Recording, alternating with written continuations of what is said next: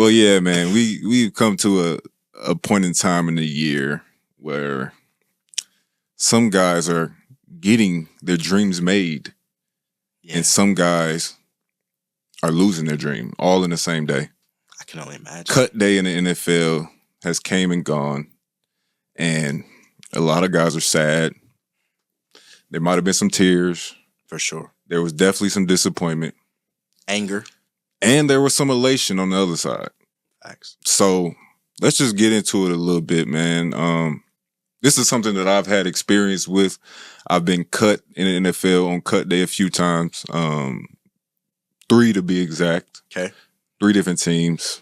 The Bears, Houston, and the 49ers. Okay. Which one stands out the most? I'll have to say Houston. Why? Because it actually didn't even happen on cut day. It happened after the waiver period. Exactly. Oh, that's the worst. So Dang. This is how it works in the NFL. You set an initial 53-man roster. Yeah. But that's a week before game week. So once the game week comes around, that roster can be shifted and shaped however they needed to look for that game that week.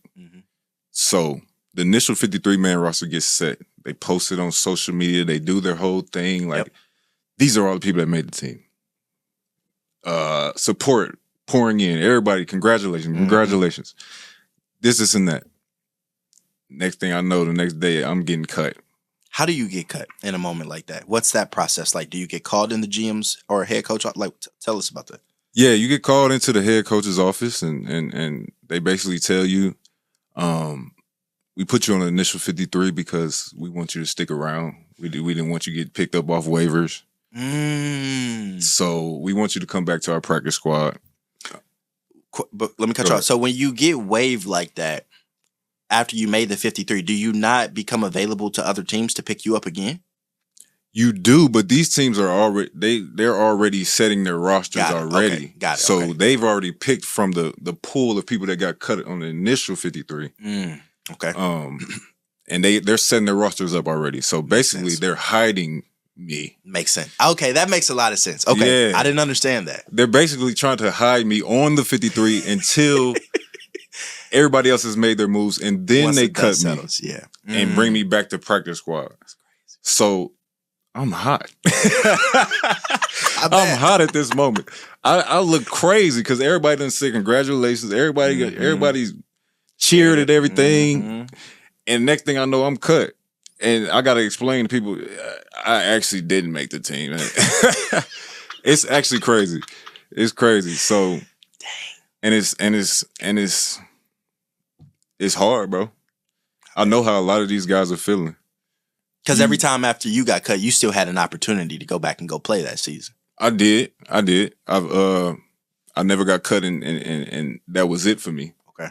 But I have got cut and been discouraged. Even going to a practice squad, when you've made the team or you thought you did, and then now they say you're not going to play, you're going to be on practice squad, that's extremely discouraging. It hurts your heart. Yeah. But you gotta use it. You gotta use it as fuel. You gotta get back to work, man. That practice squad is still an opportunity. It's still an opportunity to make it to that 53. So, but were you that optimistic when you first got cut? Like in your younger years? No, man. I was upset. I was mad. Yeah. And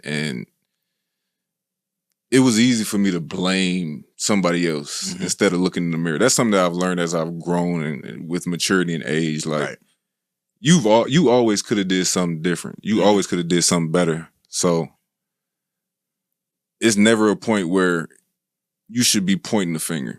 You always got to point the thumb. Like, and I learned that, and I feel like the next time opportunities came around, I seized them to the best of my ability. Yeah. There's definitely two sides of cut day, because as you just laid out, the emotional side for the players that get cut. Meanwhile, for us reporters and journalists, it's kind of like, after you explained it that way, I felt like I've always had a heart for the guys that got cut, but I don't think that heart was as passionate as it should have been. Because you're talking about guys that I mean, they play ball since 6, 7 years old, 22, 30 years old. Now they got to go find out what's next in life. That's not an easy transition.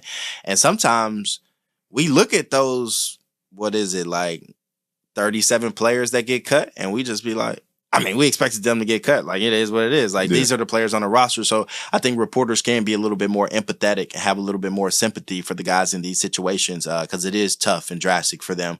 Because I know sometimes we just look at the back half guys as just another number. Like, you know, like you got your 1s and 2s and your 3 deeps. And it's like, all right, well, my notion is, I always say this, when training camp starts, 40 out of 53 positions are already solidified, I feel like. Like, you know, you got your highest paid guys, you got your depth guys, like you guys, you know, you're not letting go. And so it's kind of just like, all right, 13 guys. I mean, it's 40, 50 guys vying for 13 spots. So it's like the realistic odds are like, oh, y'all ain't gonna make the team. But reporters can have a little bit more empathy, I feel like, because we do look at these athletes as just numbers sometimes, and they have lives and families to go back to, and it's not always easy. So I will say, as a journalist, we can do a little bit better on how, I know I can do a little bit better on how we report on Cutdown Day.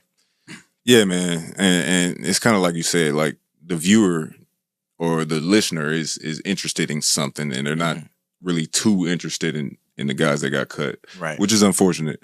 But a lot of these guys still have opportunity, man. Like I said, don't ever stop until you really know that you got something else you want to move on to. Right.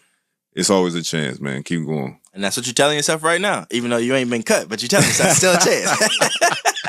It's still a chance. I'm at home now. You ain't retired just yet. I'm with a lot of those other 43, like you said. Yeah. Or 37.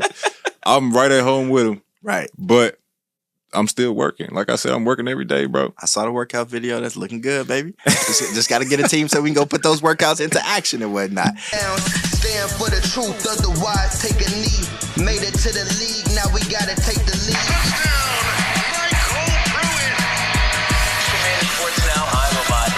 Must be 2 sides.